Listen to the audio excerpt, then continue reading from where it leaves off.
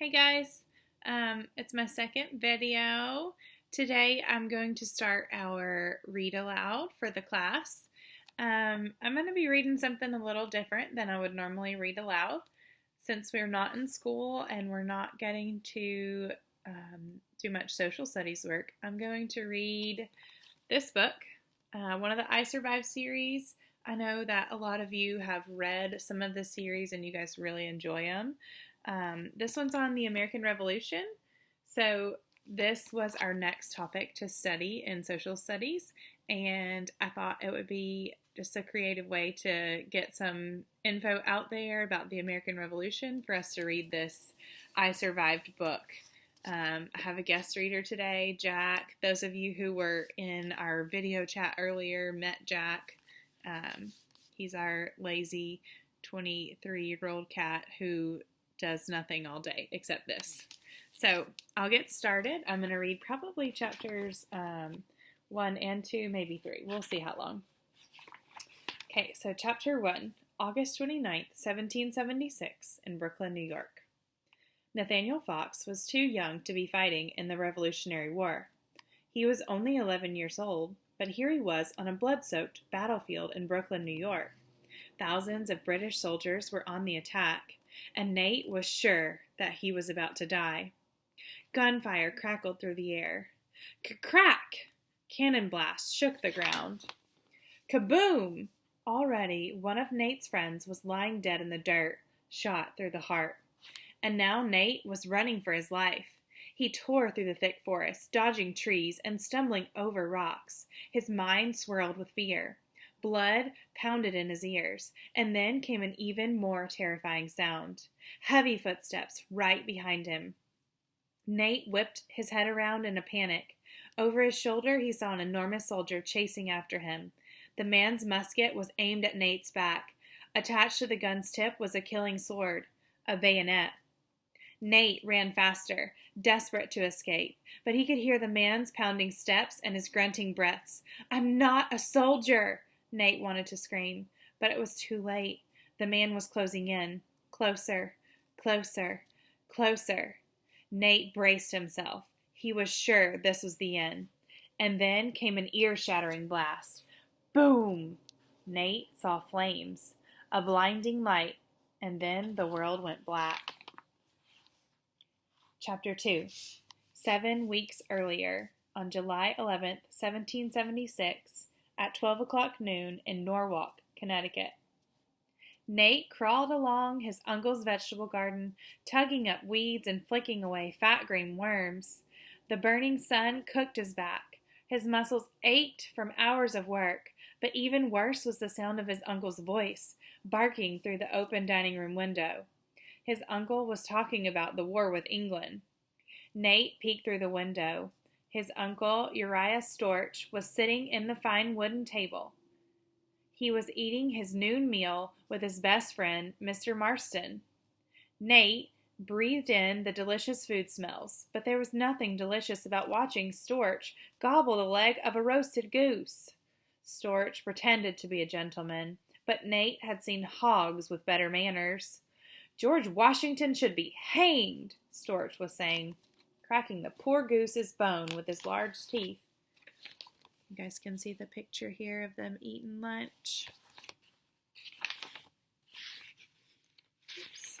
George Washington was the commander of the American Army. Most people in Connecticut loved General Washington. They called themselves patriots, which meant they were rooting for the Americans to win the war. But Storch and his pal were on England's side. Storch hated George Washington more than he hated the fleas that crawled around his curled white wig. Storch turned toward the kitchen and bellowed, "More meat!" Seconds later, Eliza hurried in, carrying a silver platter piled high with fresh goose. Eliza stood patiently while the men heaped food on their plates. She'd been up since dawn cooking this meal. But neither of the men thanked her, or even looked at her.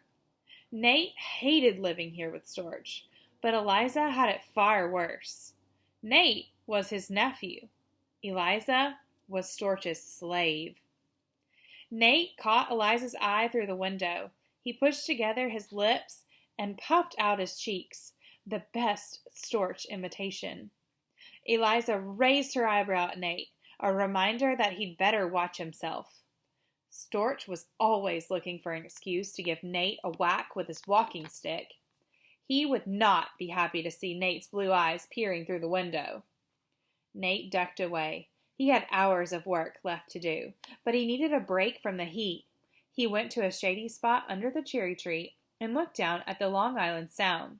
He loved watching the ships sailing by. Nate closed his eyes and pretended he was on one of those ships heading out to the open sea. His mind filled up with the sounds of flapping sails and squawking seagulls. He imagined a cool sea breeze ruffling his hair. He could practically feel his father's strong hand resting on his shoulder. Papa had been a ship's captain. After Nate's mama got sick and died, when Nate was just 4, Papa started taking Nate along with him on his voyages. Nate grew up crisscrossing the ocean with Papa and his crews. What a happy life! Sure, not every kid would want to grow up on the sea. The creaking wooden sailing ships were crawling with rats. The stale, wormy biscuits could break your teeth. Nate's bed was a hammock hanging from the ceiling. But none of that mattered because Nate was with Papa. Nate pictured his father's green eyes flashing from under his old sailing cap, his black ponytail waving in the wind. He'd wrap his arm around Nate's shoulder as they stood on the deck, looking out at the endless ocean. "You never know what's ahead," Papa would say, his eyes brimming with excitement.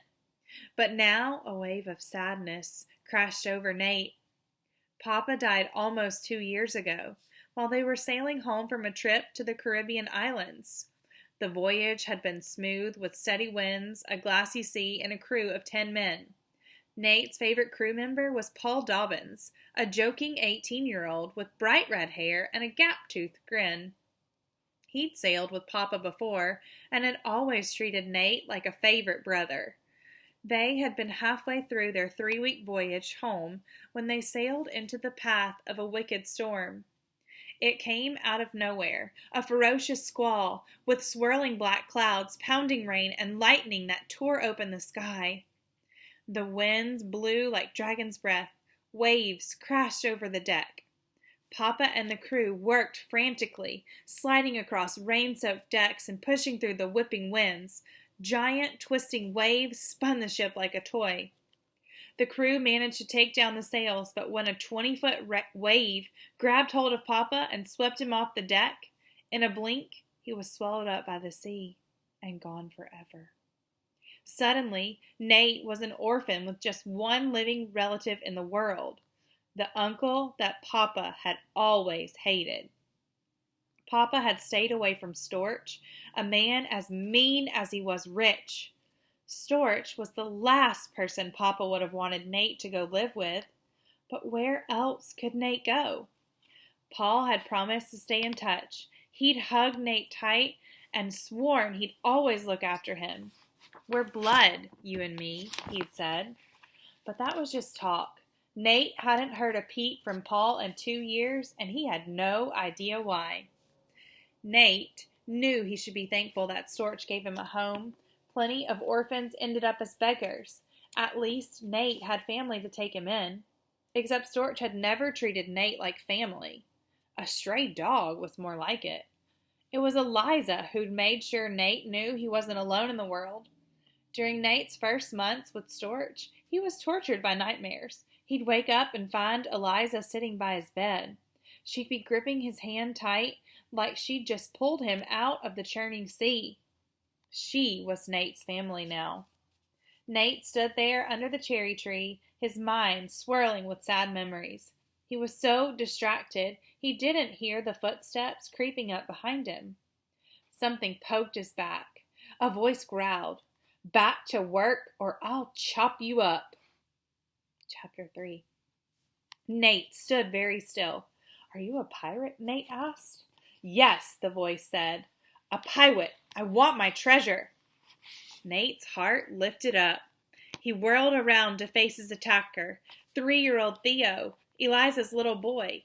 He was waving his pirate sword, a spindly stick from the cherry tree. Theo was supposed to be napping and out of Sorch's sight, but here he was, wide awake. "You are very fierce," Nate told his old friend. Theo stood proudly, his brown eyes gleaming like polished gold. He'd been wild about pirates for months now, ever since Nate started telling him about his adventures at sea. Theo waved his stick sword. "Arg!" he shouted out in his most pirate-like voice. Nate grabbed Theo around the waist and picked him up. Theo's happy giggles rose up, whooshing over Nate like a breeze. Seconds later, Eliza came rushing out of the house, her skirt swirling around her shoes. Eliza had Theo's same dark brown skin and big, bright eyes. But unlike Theo, Eliza wasn't smiling. "You both need to hush," she warned, looking toward the house. "You know what he would do if he hears." He, of course, was Storch. He had no patience for giggling, and even less for Theo himself. Eliza's worst nightmare was that Storch would sell Theo, just like he'd sold Eliza's husband, Gregory, a few months before Nate arrived. Eliza rarely talked about Gregory. It hurt her too much, Nate knew, but she had told Nate a few things about her husband. That he was joyful, like Theo, and had those same bright eyes, that not 1 hour went by without her missing him. What a fool Nate was, getting Theo all riled up. Luckily, Storch was probably too busy cursing George Washington to notice Theo's giggles. "Mama," Theo said very quietly, "I a pirate." Eliza's eyes softened, and she and Nate shared a little smile. There's Eliza and Nate right there. "Even pirates have to be quiet," Eliza said, kissing Theo on the nose, "or they get in trouble."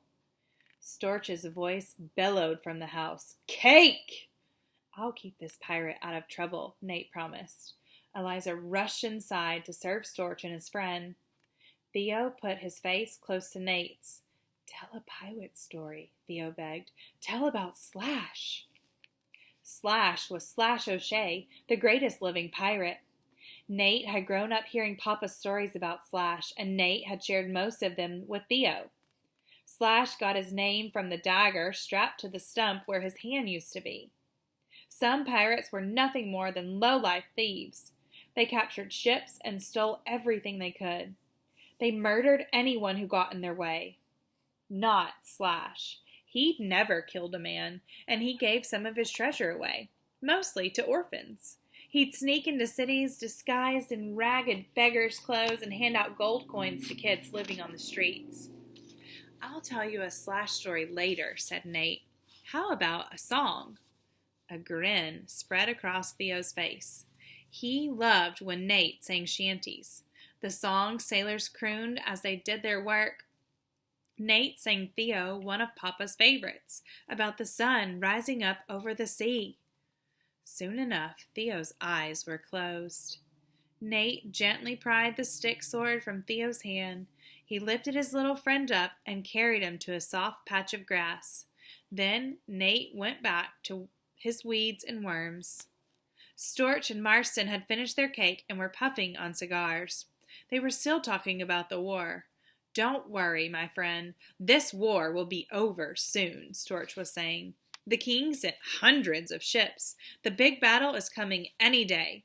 Washington and his army of traitors will soon be crushed." Marston nodded his jolly face in agreement. Nate didn't pay much attention to the war. He understood what it was about, whether the 13 American colonies should stay a part of England or become a country of their own.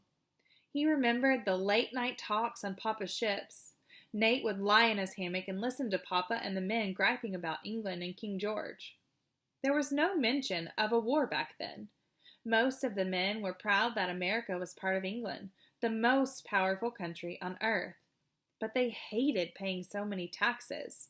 The extra money England made the colonists pay when they bought things like tea and paper. They'd started to see King George as a bully who didn't care about the people who lived in the colonies. Their fiery discussions would last deep into the night. Nate would struggle to stay awake. He never wanted to miss a word of what they were saying.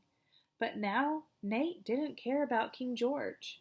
It didn't matter to him who won the war. Whatever happened, he was pretty sure Eliza and Theo would still be slaves. Papa would still be gone, and Nate would be stuck here, pulling up Storch's weeds.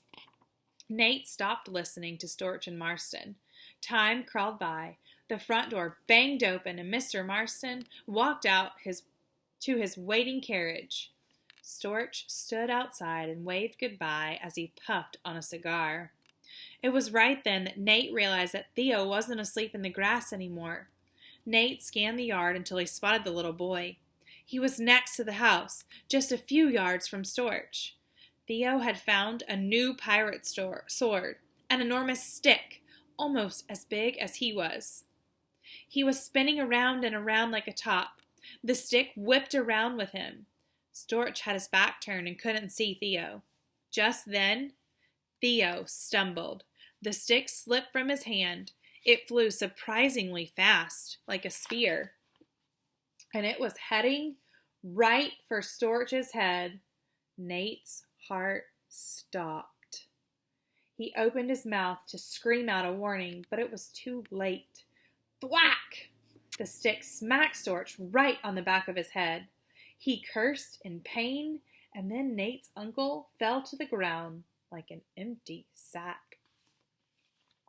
Okay, that's the end of chapter 3. So we've been introduced to a couple of characters so far, right?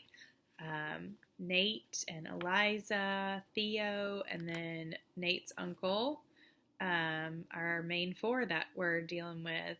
I want you to think about some character traits of Nate's uncle, what we know about him so far. See if you can come up with a few character traits. Respond here. You can respond in teams and let me know what you think, how this is going to turn out for Nate and Theo after Theo just hit Uncle Storch in the head with a stick. You guys have a great day.